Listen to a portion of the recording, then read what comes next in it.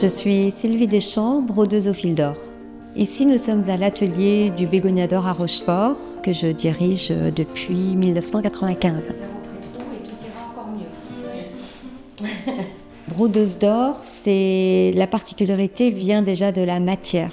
Ici, on va entendre parler de quentilles, on va entendre parler de jaseron. Ce sont des fils qui s'apparentent à des spaghettis. C'est une matière qui est froide, qui est plaquée or. Et on va couper ce ressort en métal pour enfiler ça comme une perle. Et on va la poser. Et il existe une multitude de points possibles à faire pour cet usage. C'est une technique tout à fait particulière qui est arrivée en France au XVIe siècle et qui était vraiment faite pour tout ce qui était vêtements d'apparat. Ici à Rochefort, ça a été amené du temps de l'arsenal maritime. On avait en interne les tailleurs qui faisaient les costumes et les brodeurs qui étaient des hommes qui, eux, marquaient tous les distinctions militaires par des broderies, fil d'or ou fil d'argent. Je voulais faire un métier dans les métiers d'art. Je suis allée à une porte ouverte à ce lycée de broderie or à Rochefort, qui est du reste le seul en France. J'ai touché la matière qu'est la quentille. J'ai vu l'exposition d'œuvres qui était assez large et je me suis tout de suite rendu compte que je pourrais faire non seulement beaucoup de techniques, mais que sur l'aspect créatif, j'allais pouvoir me faire plaisir. Et ça, c'était très important pour moi. Et quand j'ai touché la matière, c'est presque elle qui m'a choisie, parce que j'ai plus envie que ça s'arrête. Je travaille aussi bien pour la décoration intérieure que pour l'art militaire, l'art liturgique, des créations pour des maisons avec des séries limitées, des pièces uniques.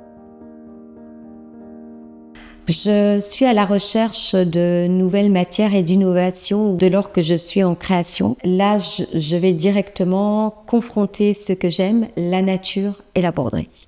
Je sens bien que j'ai cette affiliation particulière avec la nature et mon métier qui ennoblit toute pièce.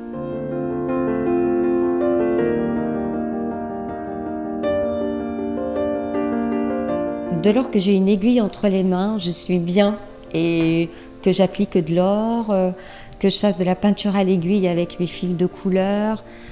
Je pense pas avoir véritablement un geste préféré. J'aime broder à l'aiguille.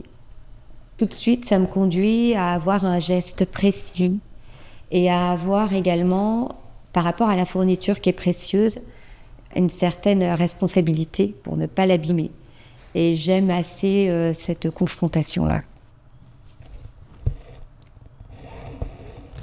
Quand je me mets au métier, j'aime m'y installer parce que ça m'amène très vite à une sérénité.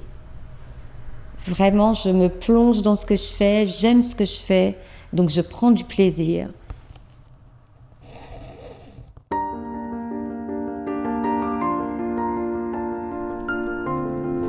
La transmission est très importante puisqu'elle va conduire automatiquement à une pérennité de ces savoir-faire que j'ai moi-même reçus. C'est savoir que quand j'arrêterai, ça se poursuivra.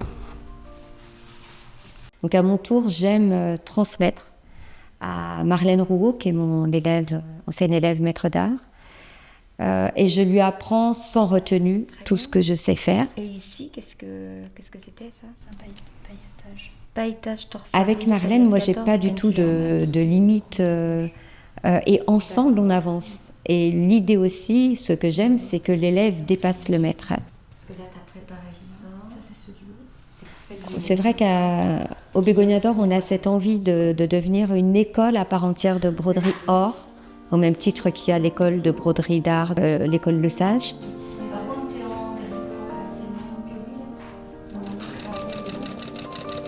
La Fondation Rémy Cointreau nous a permis de pouvoir bénéficier d'une machine Cornélie pour pouvoir proposer autre chose que de la broderie uniquement à l'aiguille et à la main.